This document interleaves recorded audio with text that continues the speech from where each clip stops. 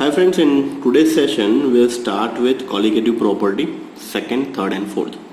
In last session we already introduced what actually means by colligative property and we completed lowering the vapor pressure, and on the basis of lowering the vapor pressure we complete the numerical part also. In today's part we'll start with the second colligative property, that is elevation of boiling point. तो सबसे पहले title crack करते हैं elevation of boiling point. Elevation means बढ़ना and boiling point a simple boiling point. If somebody asks what is the definition of boiling point, तो simple याद रखिएगा, when the vapor pressure of liquid is equal to the atmospheric pressure is known as boiling point. Once again, when the vapor pressure of liquid is equal to the atmospheric pressure is known as boiling point. So boiling point बढ़ता कब है? So let's take very basic example. If I have a water's boiling point is 100 degrees Celsius, means 373 Kelvin. If I add salt in it, means मैं उसके अंदर 2 ग्राम salt NaCl डाल देता हूँ. Now it becomes a solution. Now it's no more solvent, just because I add solute in it. So now this solution having boiling point same, that is 100 degrees Celsius, question mark. Either it is decreases, once again a question mark, either it increases, once again a question mark. So क्या होगा? 100 degree Celsius same to same रहेगा just because quantity of salt is really very small. Second, it decreases just because we add salt in it, and third, increases just because we add salt in it. So answer is the boiling point of water is increases just because of addition of non-volatile solute in it, and due to this boiling point increases. So without wasting much time, let's start the concept, that is elevation of boiling point. Boiling point of a liquid is the temperature at which its vapor pressure becomes equal to the atmospheric pressure. So this is the definition of boiling point. So definition of boiling point यहाँ से start होके यहाँ तक. This is one marker question. Many a time school में viva के अंदर भी पूछ सकते हैं what is the definition of boiling point. When a non-volatile solute is added to this pure solvent, the boiling point resulting solution is always greater than that of this pure solvent. So when you add a non-volatile solute in solvent, so boiling point is always increases. The difference between this boiling point of solution and that of this pure solvent is called elevation of boiling point, that is denoted by delta TB. So let's discuss on the basis of graph. So this is a simple graph, vapor pressure versus temperature का. This is pure solvent, this is solution. अब देखिए एक atmosphere, one atmosphere means basically in day to day life atmospheric pressure होता है 180 m, means 760 hg of mm. Many a time is always vary, but यहाँ पे हमने constant ले लिया है 1 atmosphere. तो सॉल्वेंट को एक्सट्रापोलेट करेंगे, जो पॉइंट मिलेगा that is the purest solvent का होगा बॉइलिंग पॉइंट. ये क्या है? लेट्स टेक एग्जांपल, अगर हम वाटर एज अ सॉल्वेंट ले रहे हैं तो this is the boiling point of water. Now I add solute in it, means मैंने उसके अंदर NaCl डाला, तो we get this point. Now this point is known as solutions boiling point. Solutions boiling point. अब ये जो change आया, पहले था मान लीजिए यहाँ पे 100 degree Celsius just because we are taking water as a solvent, but now it is increases by 101 और मे बी 101.5. तो वट एवर द डिफरेंस, ये जो डिफरेंस आया that is entitled as delta TB, and delta TB is nothing but elevation of boiling point. So once again, this is a solvent, purest form of solvent. When you add solute in it, so you get solution. So this point is known as boiling point of solvent. This point is known as boiling point of solution. The change in this temperature, ये किसकी वजह से है? Just because we add non-volatile solute in it, and due to this, boiling point is always increases. This is called elevation constant. Now we move on to this theoretical part. This delta TB का मतलब होगा boiling point of solution minus boiling point of pure solvent, that is delta TB minus TB is 0. So whatever the difference जो भी आएगा that is entitled as delta TB, that is elevation of boiling point. So for a dilute solution, the elevation of boiling point is directly proportional to this molality. Most important part for a dilute solution. अभी हमने जो example लिया वो भी dilute solution का था. 100 gram water के अंदर 2 ग्राम salt, that is dilute solution है. So for a dilute solution, evaluation of boiling point is proportional to this molality. Delta TB is proportional to M. Now this proportionality constant is known as Kb. So that Kb is known as the constant called boiling point elevation constant, that is or molar elevation constant. Most important, it is also known as ebullioscopic constant. Many a time school examination के अंदर आपको teacher परेशान करने के लिए पूछेंगे what actually means by ebullioscopic constant. Ebullioscopic constant is nothing but Kb. Kb का दूसरा नाम है boiling point elevation constant और molar elevation constant or ebullioscopic constant. That's why I'll put it in a bold form.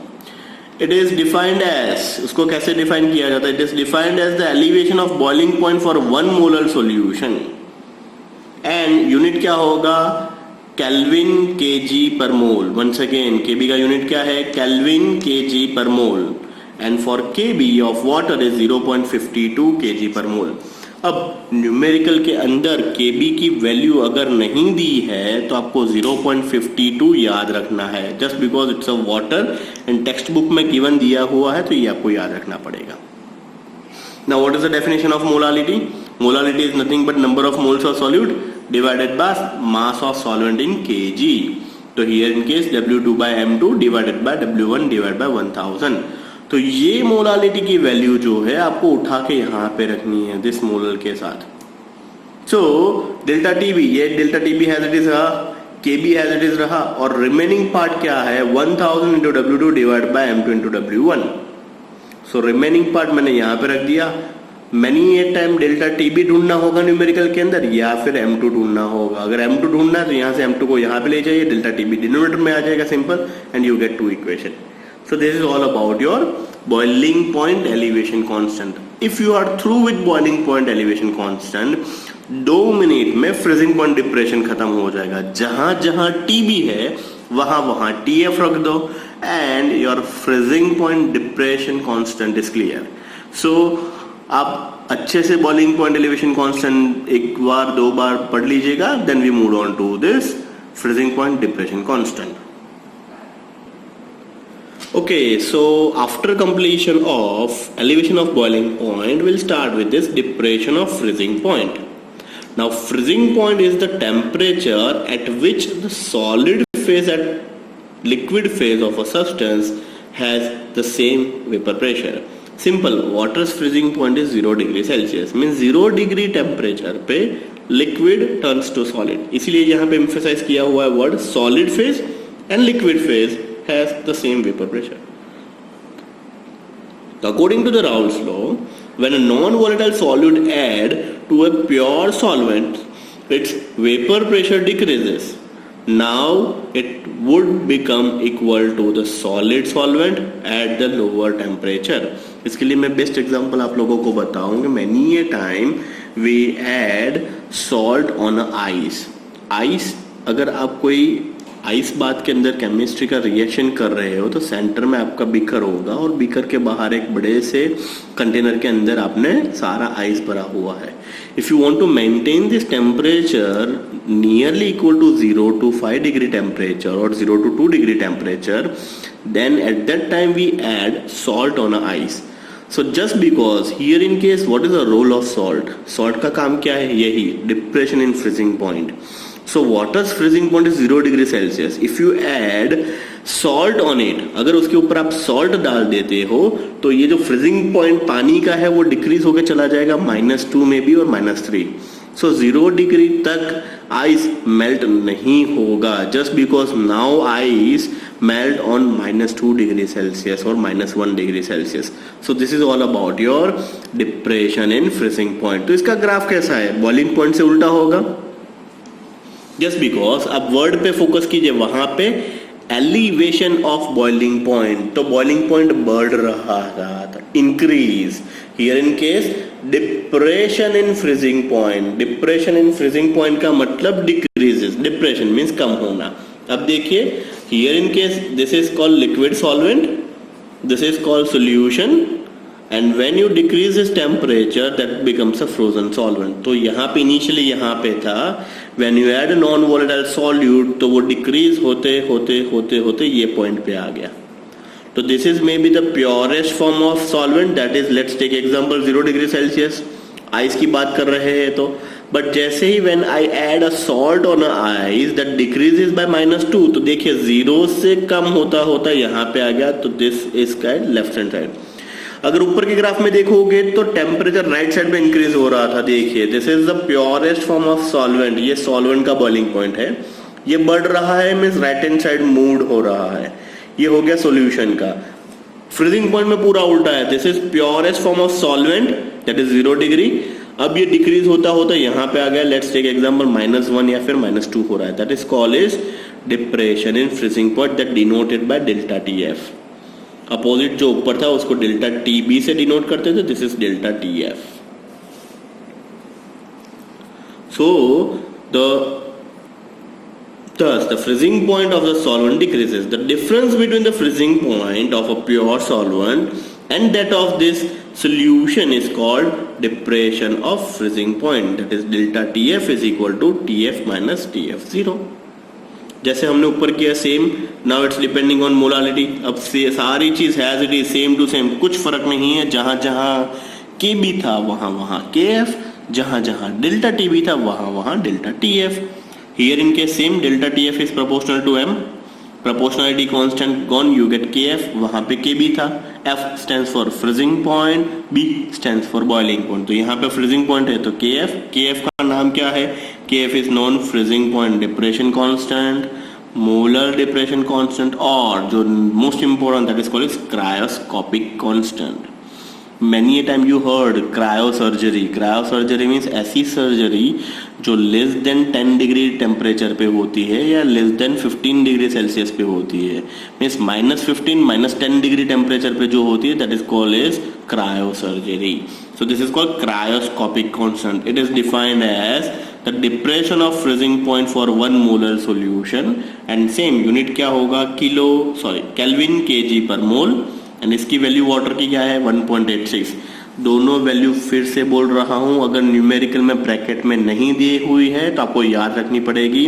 Waters freezing point constant KF is 1.86 and boiling point elevation constant is 0.52। ये दोनों value याद रख लीजिएगा। Last उसकी formula भी ऊपर जैसी थी same, this is molality definition, same यही मोलालिटी की वैल्यू आप यहाँ पे रखिए। तो delta T F is equal to K F, remaining part delta T F को इक्वेशन का फॉर्म बना लीजिए, you can either make a form of M2। So कुछ न्यूमेरिकल के अंदर M2 ढूंढना होगा, कुछ न्यूमेरिकल के अंदर डेल्टा टी एफ ढूंढना होगा। Everything same has it is, K B की जगह पे K F and delta T B की जगह पे D F. Now we move on to this third colligative property that is called as osmosis and osmotic pressure. First of all, we'll discuss the figure. Osmotic pressure का figure क्या है? This is glass beaker. Glass beaker comprises with a solvent. Here in case we use a colloidal solution. Fine, colloidal solution is immiscible solutions, larger particle वाला solutions है. This part is known as semi-permeable membrane. Now most important चीज, what actually means by SPM? SPM means semi-permeable membrane. अब word पे focus कीजिए, semi-permeable means जो पास कर सके ऐसी, that is membrane. जनरली ये membrane किससे बनी होती है, तो that is pig bladder, cellulose acetate, parchment paper, ऐसे चीज से बनी होती है। अब इसका काम क्या है?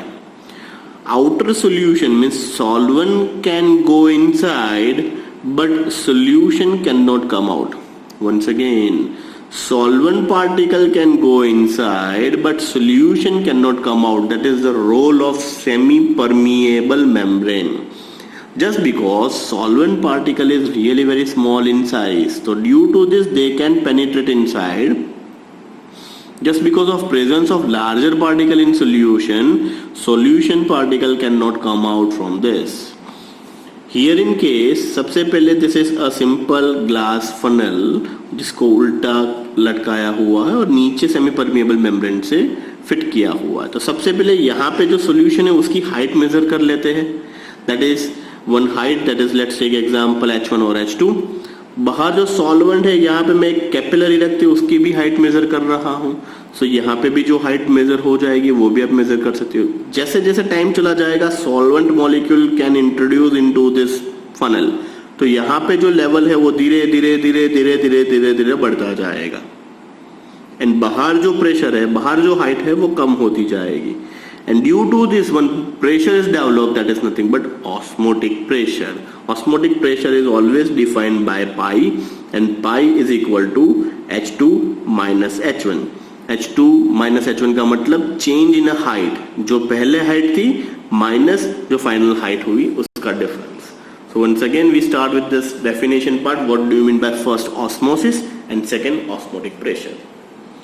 Osmosis is the process of flow of solvent molecule from pure solvent to the solution through a semi-permeable membrane, or it is the flow of solvent molecule from, most important, lower concentration side to higher concentration side. Means क्या हो रहा है, the flow of solvent molecule कहाँ से कहाँ जा रहा है, lower concentration side to this higher concentration side through a semi-permeable membrane. That is osmosis. Osmosis का उल्टा means reverse osmosis, जो आपके घर पे RO प्लांट होता है, RO is nothing but reverse osmosis. वो भी हमारे सिलेबस का एक टॉपिक है, नेक्स्ट सेशन उसी के ऊपर डिस्कशन करेंगे. once again osmosis and reverse osmosis. A membrane that allow the passage of solvent molecule only is called semi-permeable membrane. तो खाली सॉल्वेंट मॉलिक्यूल को ही इंट्रोड्यूस करेंगे उसको बोलेंगे सेमी परमेबल मेम्ब्रेन. किससे बना होता है, egg membrane, all animal and plant membrane, cellulose acetate. Example is artificial SPM. Osmotic pressure is defined, one marker question generally school examination में और क्लास टेस्ट में पूछा जाएगा. Osmotic pressure is defined as the excess pressure that must be applied on a solution side to stop osmosis. That is known osmotic pressure. Osmotic pressure is defined as the excess pressure that must be applied on a solution side to stop the osmosis, or it is the pressure that just stop to flow of solvent molecule. It is denoted by pi. So ये आपकी definition हो गई, one marker, that is osmotic pressure. Now for a dilute solution of osmotic pressure proportional to this molarity, यहाँ पे word introduce हुआ है molarity, that is concentration, and temperature T. So pi is equal to CRT. Pi is equal to CRT. Here R is universal constant, that is a gas constant. So C is equal to N2 by V. The concentration of solution is equal to pi N2RT by V. अब ये थोड़ा सा confusing है sir, कहाँ से आ गया, कैसे आ गया, कुछ पता नहीं चल रहा है. होप 11th स्टैंडर्ड में you are aware about PV is equal to nRT. आगे ना, that is ideal gas equation where P is equal to pressure, V is volume, N is equal to number of moles, R and T. So now P is equal to N by V RT and P is equal to CRT. N by V is nothing but number of moles divided by volume, that is nothing but concentration. Now this is a simple pressure. Instead of this, if we are using osmotic pressure, we'll write pi is equal to CRT. अब हम उल्टा आ गए, C क्या है, concentration, तो C की जगह पे मैंने क्या लिखा, N by VRT. मान लीजिए अगर मेरे पास N भी नहीं है तो N is equal to W by M, तो यही वैल्यू मैं यहाँ पे रख दूं तो ये बन जाएगा W by MVRT. So that is another formula. So pi is equal to W by MVRT, that is one more formula. So likewise you have to find out either pi, that is osmotic pressure, either M, that is molar mass. So pi is equal to CRT. So final equation pi v is equal to W2 RT by M. ये जो हमने नीचे derive किया वही formula यहाँ पे आ गया. फाइन. सो यहाँ पे अगर आपको मोलिकुलर मास फाइंड आउट करना है तो M2 is equal to W2 RT divided by pi into V. Now what are the advantage of osmotic pressure over the colligative property measurements? Osmotic pressure sir क्यों important है, तो 3 या 4 point discuss कर लेते हैं. Osmotic pressure measurement can be done at a room temperature, while other qualitative property measurement can be done at either higher or lower temperature than room temperature. Second, here the molarity of a solution is used instead of molality. आगे हमने क्या use किया Kb and Kf में m, small m, that is molality. यहाँ पे molarity use कर रहे हैं. Third, the magnitude of osmotic pressure is large even for very dilute solution. For very dilute solution के लिए भी this is feasible. This method can be used for determination of molar mass of biomolecules. Most important biomolecules जिसका molar mass बहुत ज़्यादा होता है, तो वहाँ पे Kb and Kf की जगह पे pi यूज किया जाता है to find out the molar mass. Example of osmosis. Osmosis के example क्या है? The first, raw mango placed into this concentrated salt solution, so lost the water and shrink. Second, blood cell collapse when the suspended into the saline water. And last, the prevention of this meat by the salting of the fruits, adding sugar, protect against the bacteria. Many a times हम घर पे भी बहुत सारी चीज़ salt and sugar से maintain करते हैं add करके. So this is all about your osmosis. Osmosis के बारे में इन डिटेल अलग से सेपरेट सेशन होगा. ऑस्मोसिस एंड रिवर्स ऑस्मोसिस दोनों फिर से वहाँ पे करने, वहाँ पे ये फिर से एक बार कवर कर लेंगे. This is main focus of osmotic pressure. So osmotic pressure, Kb and Kf, ये तीन थियरी आज हमने की. उसी के बेस के न्यूमेरिकल हम नेक्स्ट सेशन में देखेंगे. थैंक